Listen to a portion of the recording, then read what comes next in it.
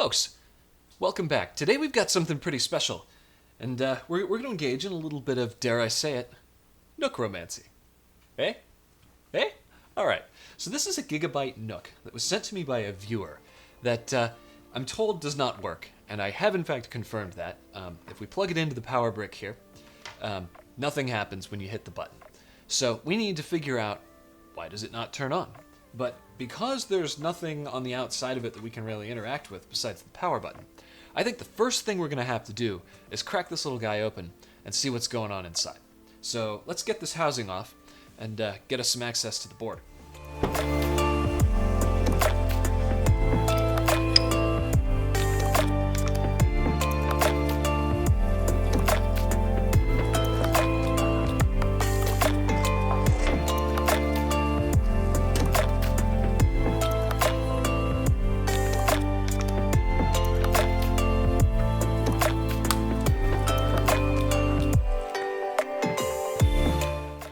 Alright, well the disassembly is pretty quick, given that this is meant to be taken apart.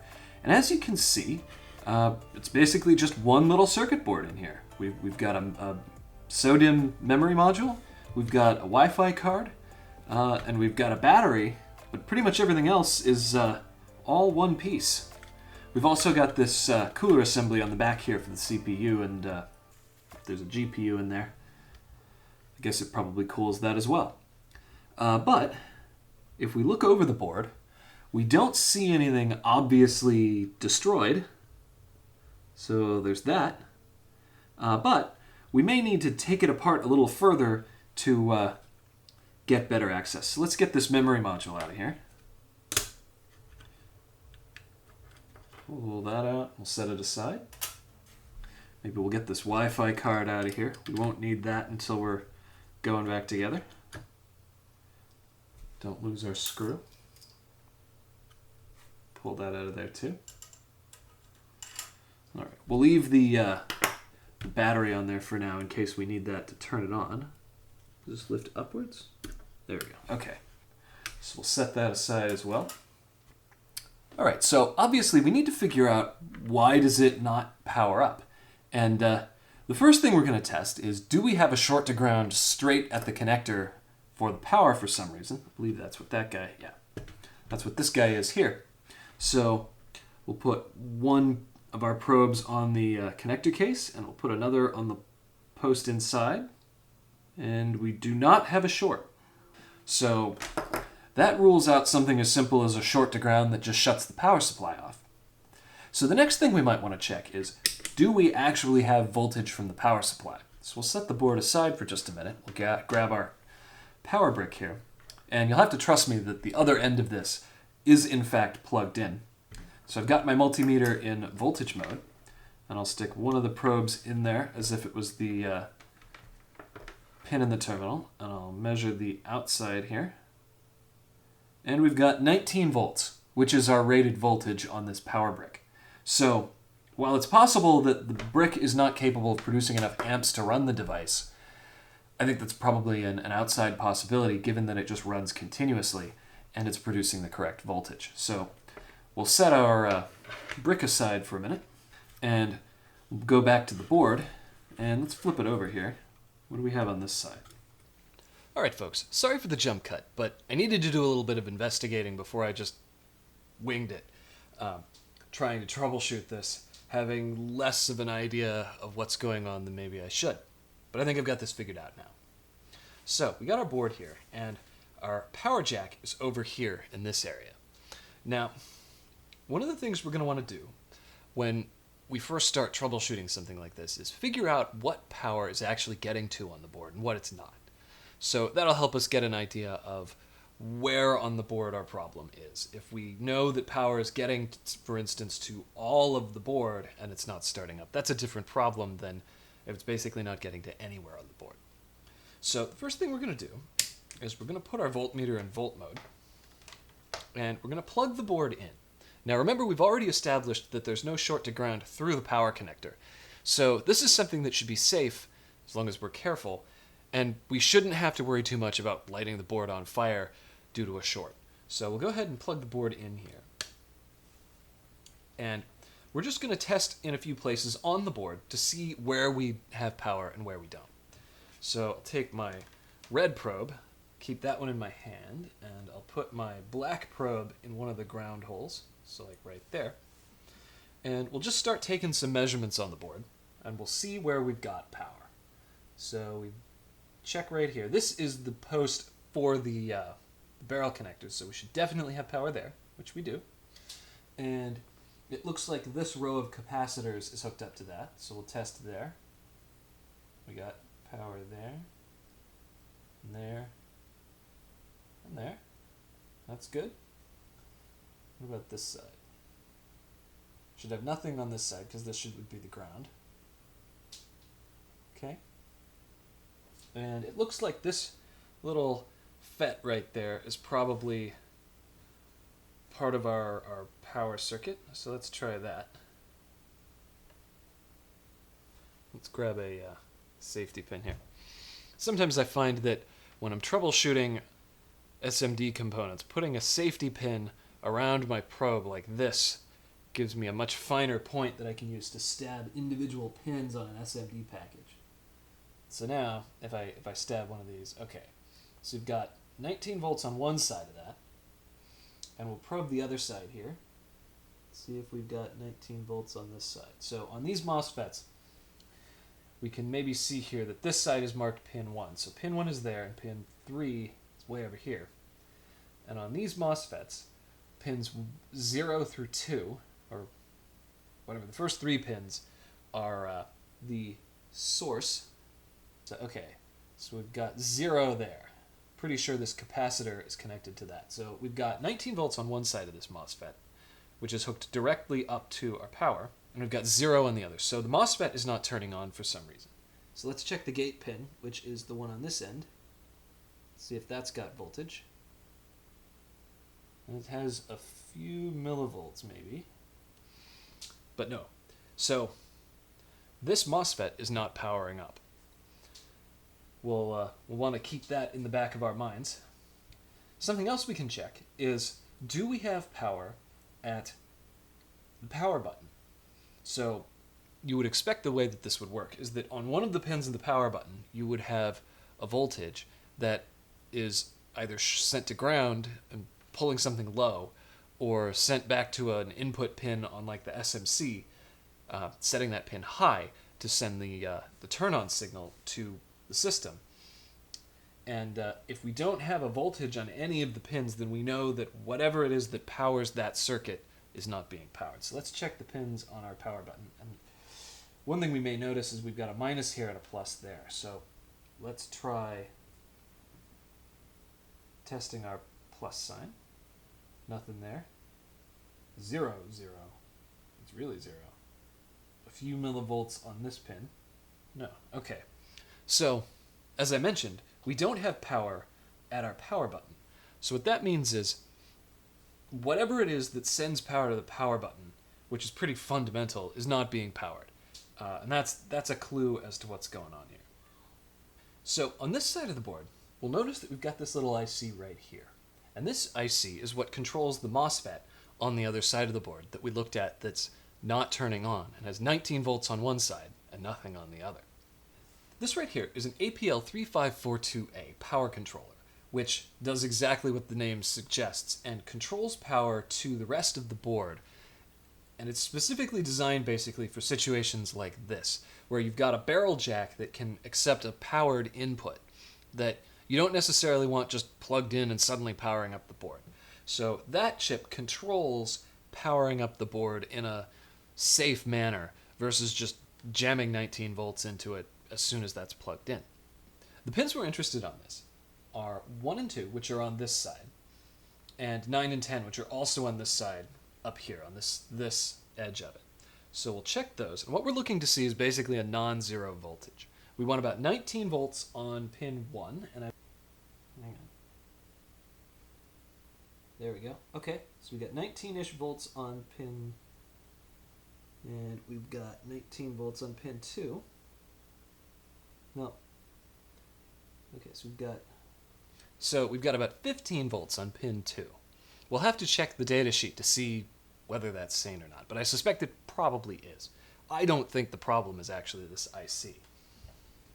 But what we're also going to check are pins 9 and 10, which are the inputs that tell the IC to turn on. So here's pin 10,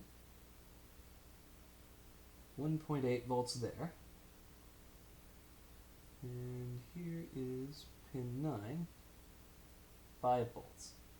5 volts is what that's expecting as its enable signal. So we're getting the enable signal, and we've got power in, and I forget what pin 10 is, but it's something important, but we've got that too. So for the moment at least, I think it's probably safe to say that that IC is not our problem.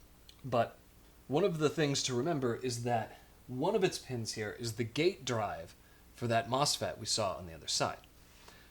So because we don't have a voltage on the source side of that transistor, I'm beginning to suspect that our problem is that basically we're not turning this MOSFET on, or if we are, it's then being turned off. One of the functions of our APL3542A, that guy, is that it has overcurrent protection. So if you draw too much current through it, it says, oh snap, we're drawing too much current, and shuts the whole board down. Basically, in order to save the MOSFET that it uses to control the power, and also, just in case there's a short through the board, it won't do any further damage. So, one of the ways that we can determine whether or not it's being turned on at all is by unplugging the board, and we'll use this capacitor here, which is connected to that, and I can demonstrate that. If we take our probe with our pin, we go to resistance mode, we probe the source pins on the transistor, we probe the capacitor. The source pins here on our transistor are connected to this capacitor, which is in turn connected to this transistor right here. And that transistor, as it turns out, if we do the test again, so here we'll probe the other side of that transistor. This transistor is connected to the input power for the rest of the VRMs on the board. So if you look here, this area, if you're a follower of the channel, should look familiar. We've got a dual MOSFET package, we've got an inductor, we've got some capacitors here. Do we have anything on the back?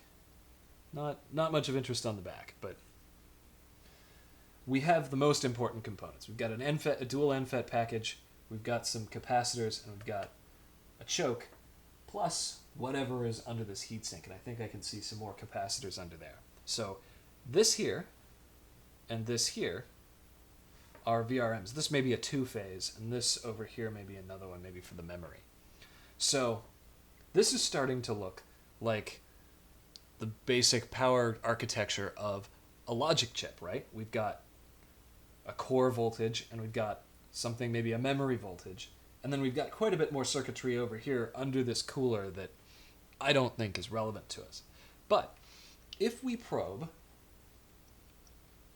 the drain pins of our transistor and this capacitor right here, there we go. See that?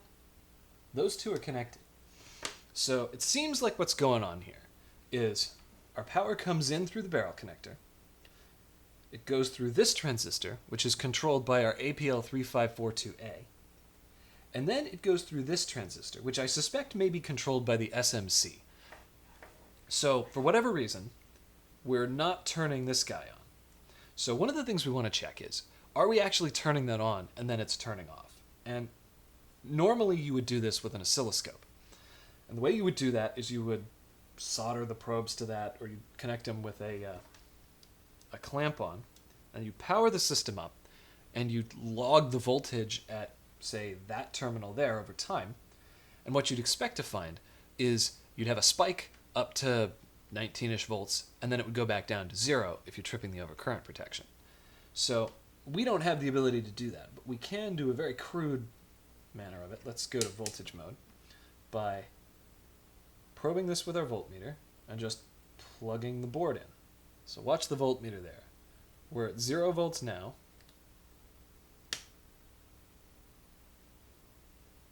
We went up above 0, and now we're at 0. So let's try this again. We're at 0.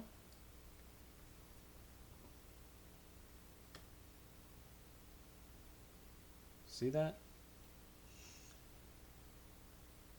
So when we plug that in, for a moment at least, we get a little bit of voltage. So why would we be tripping the overcurrent protection? Well, the obvious answer is because we have a short to ground there. So if we go back to ohms mode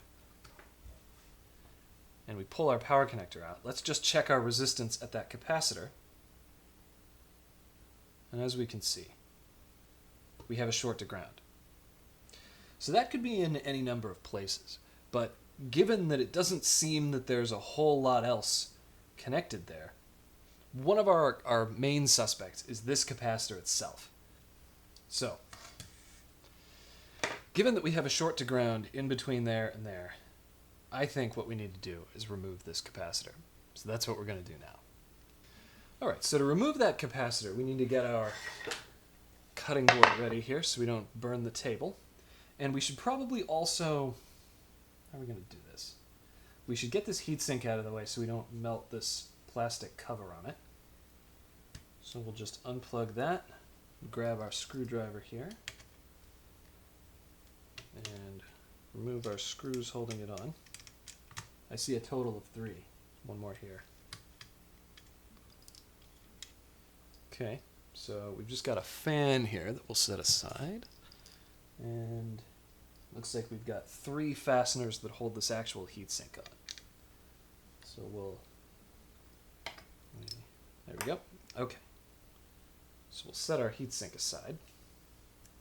We should probably also remove this battery so that we don't light it on fire. Okay. Set that aside. And now we can start up our hot air station, hot air that guy off the board. This board, I think, is probably, well, now that I look at it, this connector is right there next to it. We got to be careful about melting this power connector. That would be a bummer if we melted that. I think, though, we can just go quickly and target our heat in that spot, and we'll be okay. So let's give this a shot.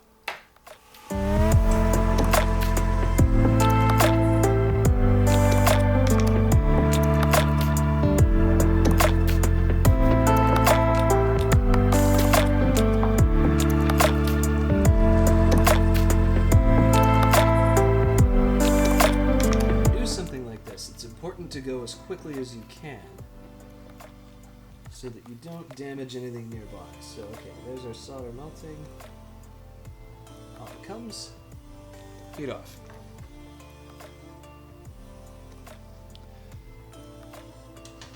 Now, we'll turn the soldering iron off, wait for that to cool down, and we'll check and see if our short is gone.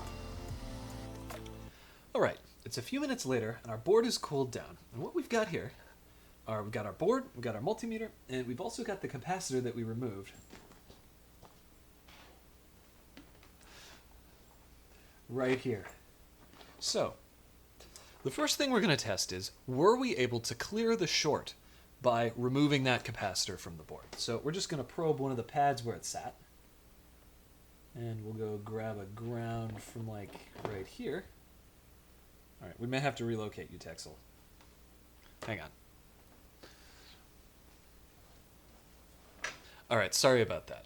As I was saying, we need to check now whether or not we've cleared our short. So we'll probe one of the pads where that capacitor sat, and we'll get us a good ground over here. May have some flux. And if we look at the multimeter, where we had 0 ohms before, we now have 160K. So that is our short cleared. So that's good news. Now, what we want to do is we want to make sure that removing the capacitor is what did it. Because one of the things you can have a problem with is when you heat the board up, you can't just heat one spot up. You're heating, an area, and sometimes you can damage another component and all sorts of stuff can happen. So what we're going to do is we're going to test the capacitor that we removed to see if it, in fact, is shorted. This isn't always the most reliable thing, since sometimes you can clear the short yourself just by heating it up. We're going to try. What do we have here? 0. So, there we go. That right there, our little capacitor, was the source of our short to ground, and we've now cleared it by removing it from the board.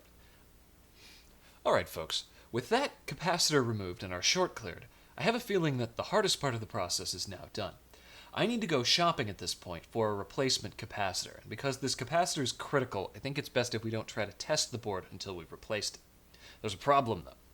Let me show you something here.